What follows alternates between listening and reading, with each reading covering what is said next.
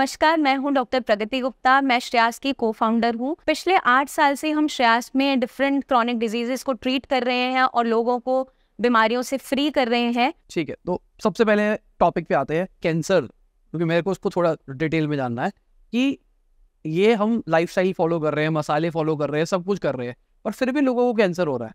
मैंने देखा है इनफैक्ट कि आजकल कैंसर ट्रेंड में है और हेल्दी लोगों के साथ भी हो रहा है, जिसको हम कहते हैं कि बंदा जिम जा रहा था, भाई हेल्दी खाना भी खा रहा था, येट उसको कैंसर हो गया। क्यों हो रहा है, उसके पीछे का रीजन क्या है? बेसिकली अगर हम बात करें कैंसर की, जो बहुत ज़्यादा बढ़ता चला जा रहा है, ज़रूरी नहीं है कि आप अनहेल्दी लाइफस्टाइल ही जी रहे हो तभी ये होगा। वो एक ट्रिगर है, वो एक मतलब जो लोग अनहेल्दी लाइफस्टाइल में रह रहे हैं वो ज़्यादा वल्नरेबल हैं, बट ऐसा नहीं है जो लोग हर चीज़ अच्छा फॉलो कर रहे हैं बट फिर भी बन जाता है। तो स्ट्रेस, जैसे मैंने आपको एक बेसिक रीज़न बताया, वो बहुत बड़ा रोल प्ले करता है हर एक बॉडी फंक्शन को डिस्टर्ब करने में।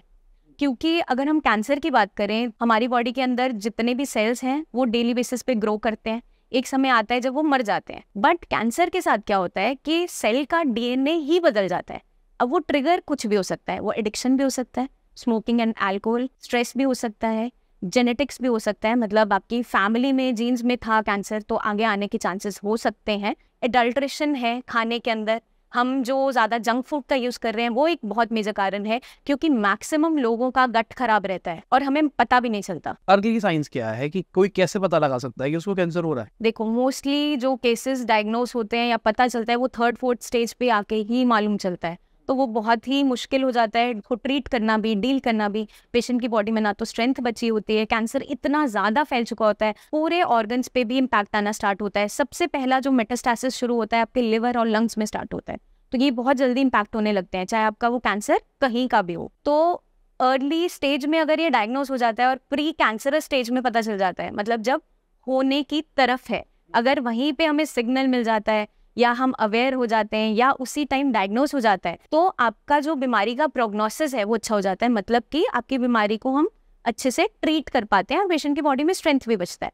कुछ ऐसे साइंस एंड सिम्टम्स आते हैं, क्योंकि बॉडी में कैंसर कहीं भी हो सकता है। आपने सुना भी होगा, ओरल कैंसर है, माउथ में हो जाता है, लंग्स में पहुंच जाता है, लिवर में पहुंच जाता है, पैनक्रियास है। तो अगर हम चाहते हैं कि वहां तक ना चीजें पहुंचे और प्री कैंसरस स्टेज पे ही चीजें डिटेक्ट हो जाए, तो हमें कुछ डेली रूटीन के अंदर या अपने एक रेजिमेन के अंदर नॉर्मल जो चेकअप्स है उसको ऐड ऑन करना पड़ता है। अगर हम फीमेल्स की बात करें कि ब्रेस्ट कैंसर बहुत ज़्यादा हो रहा है, आप हॉलीवुड बॉलीवुड एक्ट्रेसेस के अंदर अगर देखो तो बहुत ज़्यादा हो गया, क्योंकि उनका लाइफस्टाइल, एक्सरसाइज तो वो करते हैं बट उनके जो शेड्यूल है, स्लीप पैटर्न्स उतने अच्छे नहीं पाए जाते, स्ट्रेस भर भर के है, तो वहाँ पे ये बहुत ज़्यादा हो गया। लेट मैरिजेस होना, लेट कंसेप्शन होना, अर्ली आपके पीरियड्स का स्टार्ट होना, लेट पीरियड्स का बंद होना, हार्मोनल चेंजेस आना, उसकी वजह से भी ब्रेस्ट कैंसर कॉमनली देखने को मिल जाता है। तो अगर हम चाहते हैं इनका अर्ली डायग्नोसिस हो, अगर हम ब्रेस्ट कैंसर की ही अभी इनिशियली बात कर रहे हैं, तो फीमेल्स को अपना डेली रूटीन के अंदर ब्रेस्ट की एग्जामिनेशन करना बहुत इंपॉर्टेंट है। कोई वहाँ पर गांठ तो नहीं बन रही है,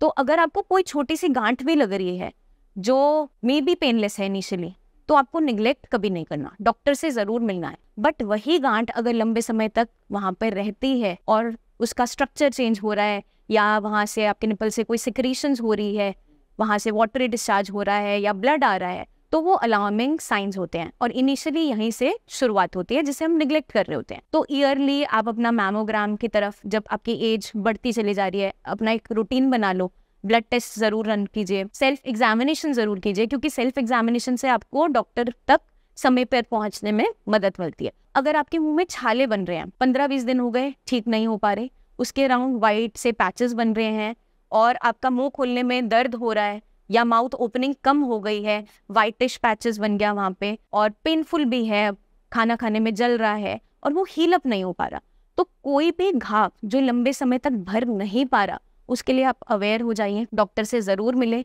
निगलेक्ट नहीं कीजिए।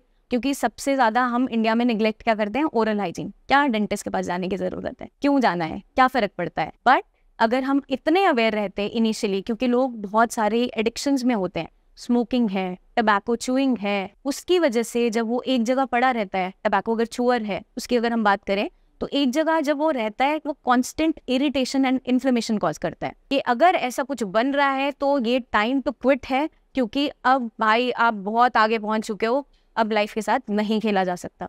तो आपको वो ध्यान रखना है। Thank you. So much.